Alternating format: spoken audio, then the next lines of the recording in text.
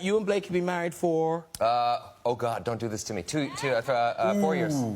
Good. 3 years. Are you guessing? It's 3 years. I'm starting to believe it. Yeah, well, 3.5. Yeah, well, we're going half. You just go, you know. You guys just... Yeah. Okay, Yeah. good luck with getting to 4. You've done well there. That's a good shot right there. Yeah. Look at you. Look at you just... Beautiful and happy. Yeah. So annoying. Sorry about that, yeah. No, but to cheer us up, when you started kind of being interested in girls, you weren't as that cool or smooth with it. No. No. No, not at all. I was... Oh, I don't believe it. No. I went through puberty at like 27. Really? It was a freak thing. Yeah, it was not good. Yeah.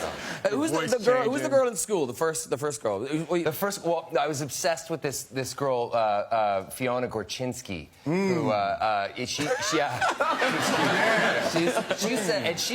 she used to take the bus the opposite way of my actual home, and I would get on the bus just to sit next to her. Wow. For 45 minutes the wrong way. Oh, there's something wonderful about that. There was something wonderful. Yeah, and moronic.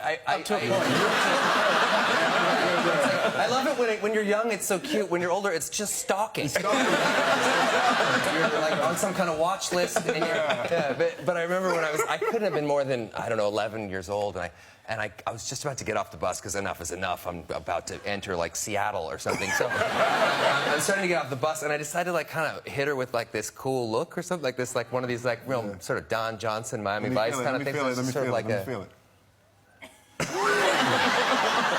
Right? You feel that? Oh, Yeah. I threw up in my mouth.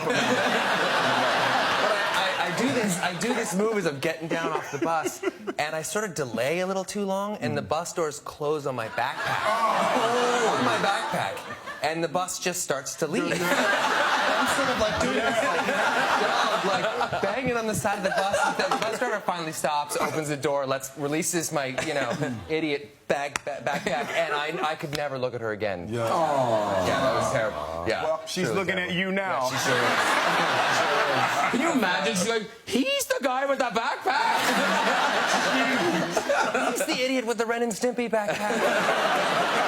I don't know if this story's true. It sounds Is this story true? It sounds unbelievable. Oh, okay, I know the story. It's true.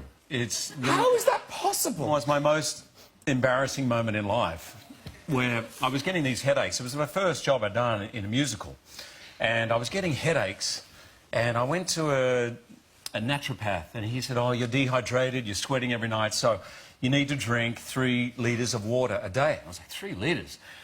So, of course, me being me, I drank 4 litres, right, thinking 3 or 4. So I have a routine when I go on stage, and I was on about 5 minutes after the show goes up. I always pee when they say places. Places, ladies and gentlemen, you hear it, and I go and pee. So I peed. I'm waiting backstage, and I'm like, I've got to go again. I've got to go again. Oh, no, I've really got to go again. And that was my cue. So I walked on stage really needing to go again. And that first number was very energetic. And it was during that number where I pick up Belle, I literally have to pick her up. And as I'm picking her up, I'm like, oh. Now, that's when I realised the muscles you need to release to sing are the very ones you need to tense to hold on. So by the end of the number, I was literally bursting. I managed to hold on, and I remember the girl playing Belle was looking at me because I was singing like this. And so I came to the last note. I was humiliated. I have to demonstrate this. So, front of the stage here, and the very final note. Me! Get to wear the suit. Yeah. Which is a nice, kind of like, I'm wearing a suit. Yeah. Yeah. Well, it's like a big red body. Yeah. But yeah, sure. Call it a suit, whatever you want. But Josh, like, it's really you that, like... Hey! I'm really in the suit, okay? I'm sorry. You should, like, put the suit on sort of like... There's no space in that thing at all. When I put it on, I can actually taste my own. It's disgusting. Wow. Do they roll you in talc or something? I do. That's just when I get home from my wife. The smell of lavender. Yeah. On set. And actually, but you, Jackman, you nearly worked with Dame Judy. Oh, yes. Well, no. I wish I had worked with Dame Judy on anything and everything, but there was a point where my agent rang me and said, are you interested in playing Bond? Not that it was an offer for Bond. Of course, I didn't know that you were playing M at the time, but it was one of those things where I have since found out when I was being asked if I was interested, about 8 other actors were being asked at the same time. Okay. Including Daniel Craig. So there we go. Can I tell a little story about Judy? Oh, please do. Yeah, which you can cut out later. But the first time we met was backstage at a Royal Command performance. I think it was Hey Mr. Producer. It was 1998 or something. I'd just come to London. I was doing Oklahoma, and I was going to sing a song from Oklahoma, and you were singing Send in the Clowns. There was a number of different performers, and I will never forget this. I was so nervous. I'm in London, Queen, the whole thing. Everyone's there. And as I came down the stairs, you were performing before me. As I came down the stairs, you were standing. The stage is right there. You were right next in the wing, and you were like this. You were going, "Why did I say yes? Why did I say yes? Why did I?"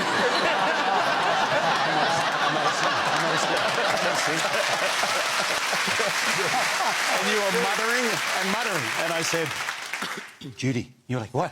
I said, "You're amazing. I saw you at the dress rehearsal. You were the best thing here." And she goes, "Really?" I said, "You're an incredible singer." She goes, "Oh, shut up. I can't sing. What did I think?"